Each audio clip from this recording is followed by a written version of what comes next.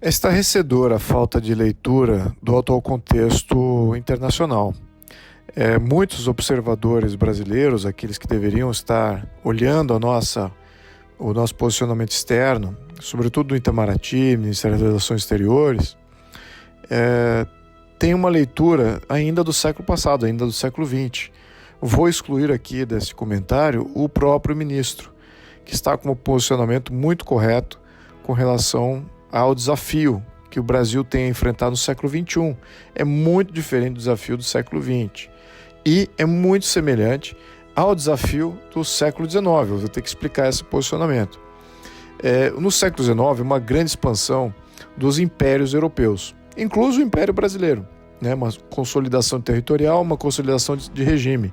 A mesma coisa que aconteceu nos outros impérios, de França, de Alemanha, de Inglaterra, e todos esses aí expandiram-se e se consolidaram como propostas e civilizatórias muito agressivas, né, nesta expansão. Século XX foi um século de expansão de burocracia e grandes guerras, em função da expansão dessas burocracias, solidificação do controle socialista de maioria dos países do mundo que adotaram ou um modelo fascista ou um modelo socialista, que no fundo são modelos totalitários,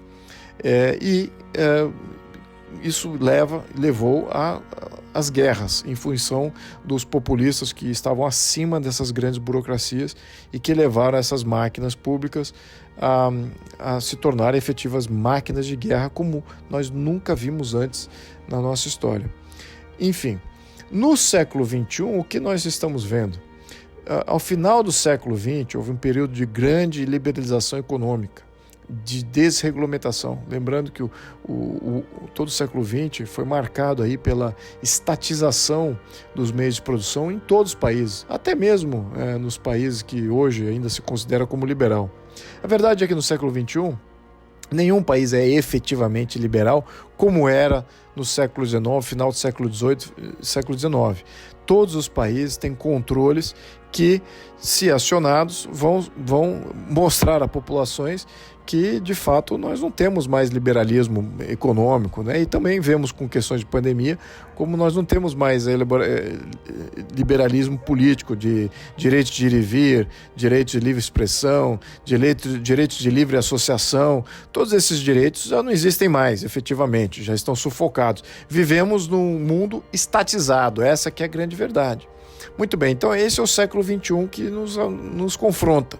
Uma sociedade muito mais consciente dos momentos e do que nós criamos para nós mesmos, talvez inconscientemente, durante o século XX, com vontades ainda de final do século XX de liberalizar, de desburocratizar, no entanto, com controles mais invisíveis ainda existentes e talvez até crescentes. No contexto internacional, nós vemos o quê? Grandes blocos se formando para o controle do todo, né? Estamos num neoimperialismo no século XXI. É como eu caracterizaria este início de século, em que as influências não são mais por expansão territorial ou expansão de influência econômica ou influência política. Não. Agora, o império está sendo criado baseado na influência e no controle e domínio das informações, dos dados, dos fluxos de consumo, para que se consiga controlar de uma maneira talvez indireta, mas não menos efetiva, a opinião pública, as vontades de consumo, os padrões, os sentimentos de quando a coisa está indo bem, quando a coisa está indo mal. Vamos lembrar que quem é de mercado financeiro, o mercado financeiro tradicionalmente era controlado pela mídia, ou se tornou controlado pela mídia, dependente da mídia também. Durante toda a evolução do mercado financeiro, né? Desde os primórdios, quem tinha melhor informação poderia fazer melhores apostas, né? Em termos de investimentos. Muito bem, o que temos agora é um controle também da demanda, né? Através do medo que se instaura através dessas pandemias.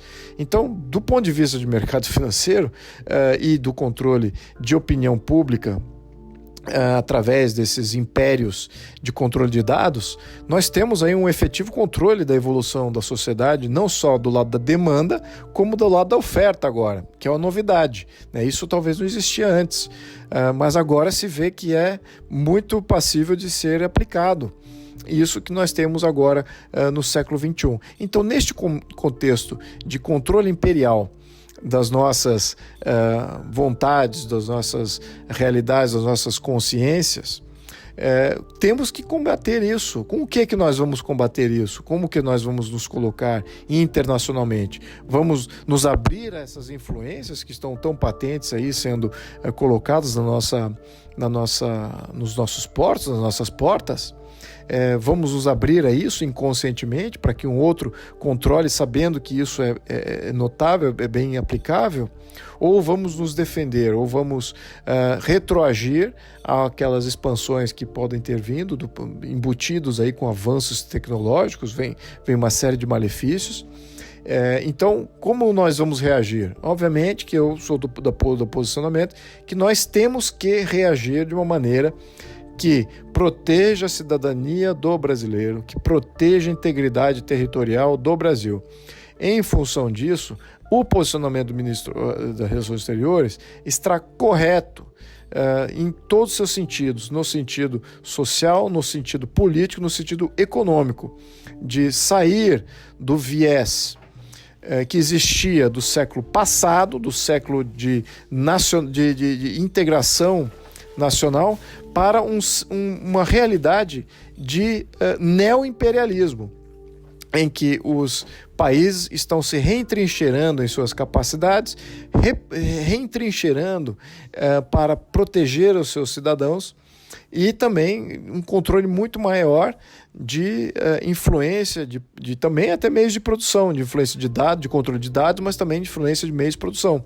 Vejamos como a maioria dos países adotou aí medidas para controlar, ou ao menos dar transparência a o que a China está comprando em seus países, considerando que a China está numa expansão imperialista nos dois sentidos, não só no controle de dados e controle de consciência, mas também no controle de meios de produção.